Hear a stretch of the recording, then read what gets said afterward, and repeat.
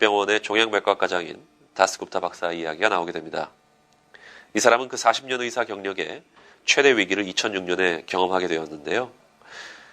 담당 환자의 9번째 갈비뼈에 있는 조직을 떼어내야 되는 것을 8번째 갈비뼈에서 떼어내는 큰 실수를 저지른 것입니다. 당연히 환자가 알게 되면 난리가 날 순간이었습니다. 하지만 그는 환자에게 찾아가 제가 어떠한 변명도 할 수 없습니다. 저는 환자분께 일정 부분 해를 끼쳤습니다. 라고 자신의 실수를 솔직히 인정하고 진심 어린 사과를 전했습니다. 피해 환자와 그녀의 남편은 변호사를 고용은 했지만 의소를 고소하지 않고 병원 측과 합의하에 8천여만 원에 이르는 배상금을 받는 것으로 화해했습니다. 만약 이처럼 명백한 의사의 과실로 인한 의료사고에서 환자가 의사를 정식으로 고소하게 되면 수억 원의 배상금을 받을 수 있었을 텐데 말입니다. 피해자 부부는 의사인 굽타 박사가 모든 점에서 솔직하고 투명하게 자신의 잘못에 대해서 이야기해 주었고 그 순간 놀랍게도 분노가 사라졌다고 말했습니다. 다스굽타 박사라는 한 사람의 리더가 효과적인 사과를 통해 피해자의 분노는 물론 길고 힘든 법정 소송 싸움을 피할 수 있었던 사례입니다. 물론 여러분께서는 굽타 박사 한 사람의 사례라고 생각하실 수 있을 것입니다.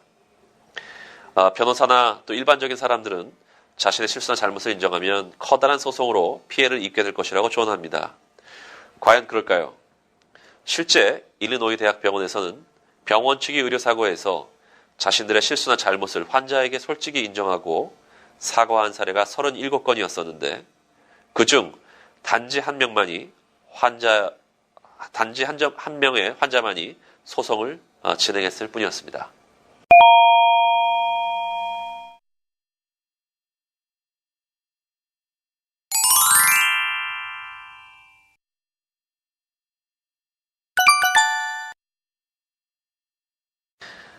미국의 그 소리웍스라는 단체는 미국 내에서 의료사고의 새로운 패러다임이자 실천 방안인 진실 말하기, 영어로는 이제 디스클로저 프로그램이라고 하는데요. 그 확산의 중심에 서 있는 단체입니다.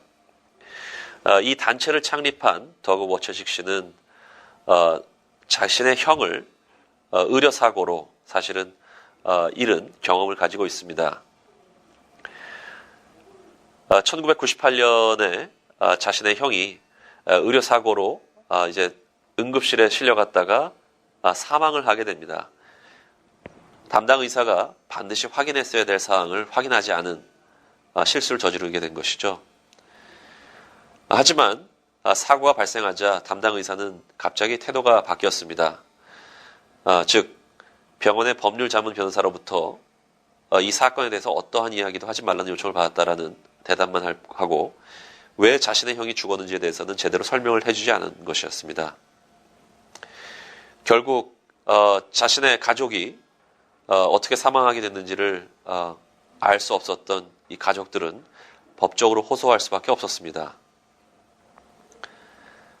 고통스러운 법적 소송 과정을 걸친 끝에 결국 이들은 적지 않은 배상금을 병원 측으로부터 받아내게 됩니다.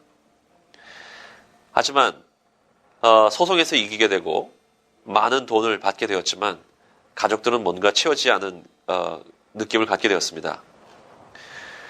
그래서 자신의 형을 잃은 그 워처식 씨는 뭔가가 잘못했다라는 그 느낌에서 계속적으로 조사를 하던 중 우연히 한 저널에서 의료사고에서 병원 측의 사과가 소송을 줄일 수 있다라는 그런 그 결과를 읽게 됩니다.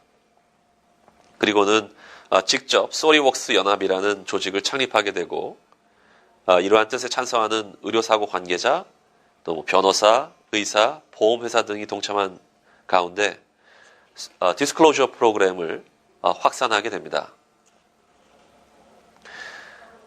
그는 의사들이 트레이닝 단계에서 완벽함을 요구받고 그러다 보니 실수에 대해 인정하기가 힘든 것도 이해를 한다고 얘기를 합니다. 하지만 아무리 의료기술이 발전하고 좋은 의료기가 나오더라도 사람인 의사가 하는 이상 실수는 있기 마련입니다. 중요한 것은 실수가 발생하는 것에 대해서 솔직함보다는 거짓과 숨김으로 일관한다게 된다면 또 그리고 실수로부터 배우고 줄여가려는 노력을 게을리하게 되면 사람들은 더욱 분노하게 된다는 것입니다. 그는 여기에서 플러스 요인이라는 개념을 설명을 하는데요. 병원 측에서는 의사들의 사과가 법정에서 불리할 것이라고 생각하지만 사실은 그 반대라는 것입니다.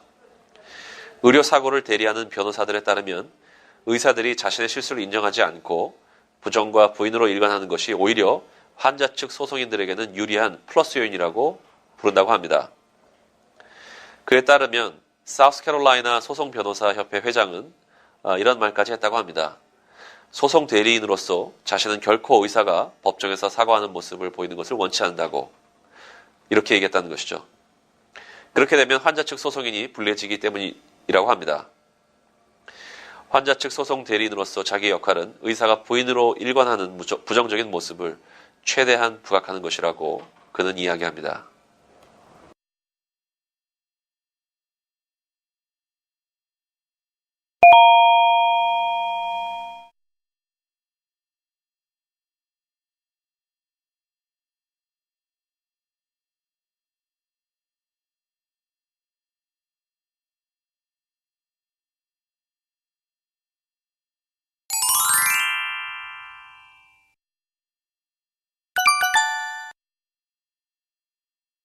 전통적인 그 병원의 의료사고 전략은 deny and defend, 즉 부인하고 방어하라라는 전략으로 요약이 됩니다.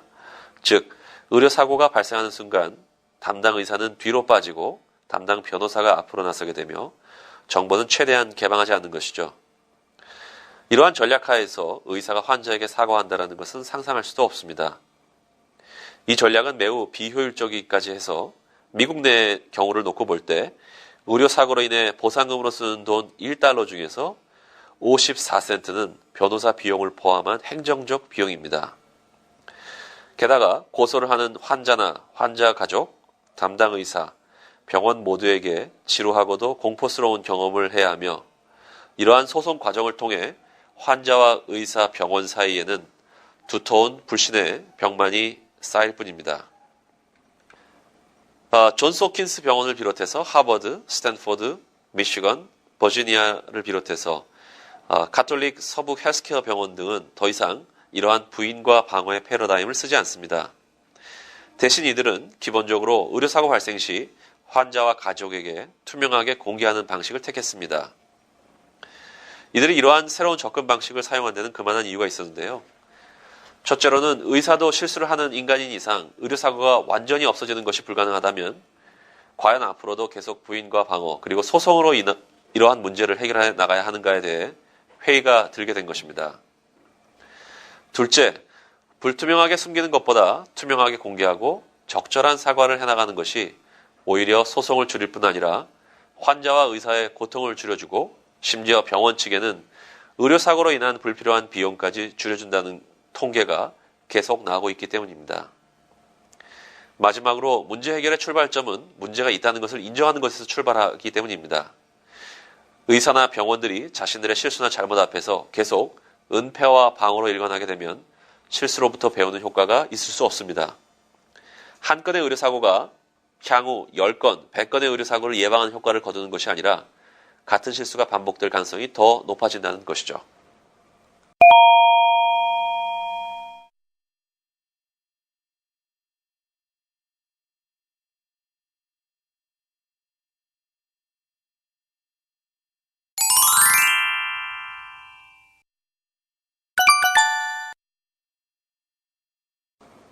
진실 말하기 프로그램의 프로세스에 대해서 말씀을 드리겠습니다. 과연 그 디스클로저 프로그램, 진실 말하기 프로그램에서 사과를 어떻게 미국의 병원들은 활용하고 있을까요? 첫째, 사고가 발생하게 되면 환자를 피하는 것이 아니라 환자와 공감을 형성하는 것을 중요시하게 생각합니다. 이를 위해서 사과의 첫 단계라고 할 수 있는 유감을 표시하는 것이 매우 중요한데요. 우리말에서는 안타깝다라는 표현 정도가 이에 해당합니다. 이 상태에서는 정확히 의료진의 실수나 잘못이었는지 아니었는지를 확인할 수 없는 상태이기 때문에 책임까지 인정을 하지는 않습니다. 물론 안타깝다는 말이 첫 단계의 전부는 아닙니다. 이때 중요한 것은 환자에게 의사나 병원이 이 사고와 관련 무엇인가를 숨기지 않을 것이고 환자와 지속적으로 소통할 것이고 신속하고도 투명하게 사고 조사를 하겠다라는 것을 약속하는 것입니다. 이때 피해야 할 것은 다른 사람에게 책임을 떠넘기거나 비난하지 않는 것입니다. 둘째, 사고에 대한 조사 단계입니다. 사고 조사는 신속하면서도 객관적이어야 합니다. 객관적이라는 말은 사고가 난 병원 측이 밀폐된 사고 조사를 하지 않고 환자 가족이 나중에 조사 결과를 신뢰할 수 있도록 제3자를 조사에 참여시킨다는 것을 뜻합니다. 즉, 환자 가족이 원할 경우에 환자 측 의사나 변호사가 참여하기도 합니다. 셋째, 조사 결과에 따른 조치입니다. 먼저 조사 결과 의사와 병원 측에 실수가 있다고 결론이 내려질 때에는 신속하게 환자 가족에게 책임 인정과 보상책을 제시하는 사과를 하게 됩니다. 이때 사과는 크게 4가지 요건을 충족해야 합니다. 앞서 했던 유감, 즉 안타깝다라는 표현과 함께 책임의 인정, 즉 제가 실수를 저질렀습니다. 또 그 다음에 설명, 조사 결과 이런 문제점이 발견되었습니다. 그리고 해결책 혹은 배상책의 제시입니다. 즉 저희 병원에서 이와 같은 배상을 제시할 수 있습니다. 라는 이러한 크게 4가지 요건을 충족해야 하게 됩니다. 만약 조사 결과 의사의 과실이 없는 것으로 밝혀질 때는 어떻게 해야 될까요? 의사와 병원 측은 여전히 환자 가족들과 만나 조사 결과에 대해 친절하게 설명해주고 궁금증에 대해서 성의 있게 답변해주되 그 이외에 배상책을 제시한다든지 하는 조치는 하지 않습니다. 사과의 수준에 있어서도 유감의 뜻을 표현할 수는 있으나 책임을 인정하는 사과는 절대 하지 않습니다.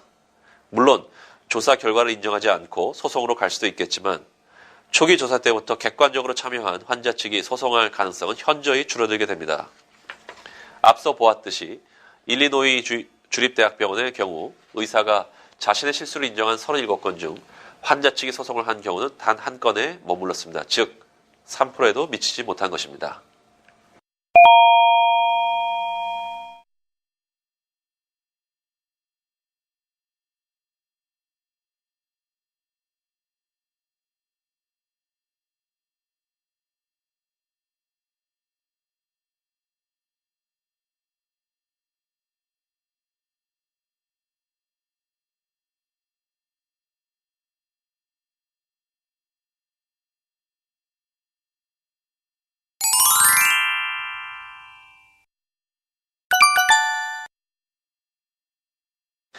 네, 진실 말하기 프로그램의 효과에 대해서 말씀드리겠습니다. 그 결과는 굉장히 놀라웠는데요. 이 프로그램을 도입한 대표적인 병원인 미시간 대학병원의 환자 측 소송 숫자 추이를 보면 매우 놀랍습니다. 이들은 2001년에 도입을 했는데요. 당시에 262건이었던 연간 환자 측 소송 숫자가 2007년 최근에는 83건으로 줄어들었습니다. 즉 3분의 1 이상으로 줄어들게 된 것이죠. 이뿐이 아닙니다. 2001년 8월에서 2007년 8월까지 소송 한 건당 해결되는 시점까지의 기간은 20.3개월이었던 것이 8개월까지로 줄어들었습니다. 미시간 대학 병원이 소송으로 쓰는 평균 비용은 절반 이하인 61%가 줄어들었습니다. 진실 말하기 프로그램 이외의 요소가 기여한 바를 고려하더라도 놀라운 수치라고 볼 수 있는데요. 미시간 대학 병원 내부의 구성원들은 이 프로그램에 대해서 어떻게 보았을까요? 98%가 2001년 이 프로그램 시행 이후 미시간 대학 병원의 패러다임 변화를 긍정적으로 평가했고 더 중요한 것은 55%가 자신이 미시간 대학 병원에서 근무하는 중요한 요소 중 하나로 진실 말하기 프로그램을 꼽았습니다.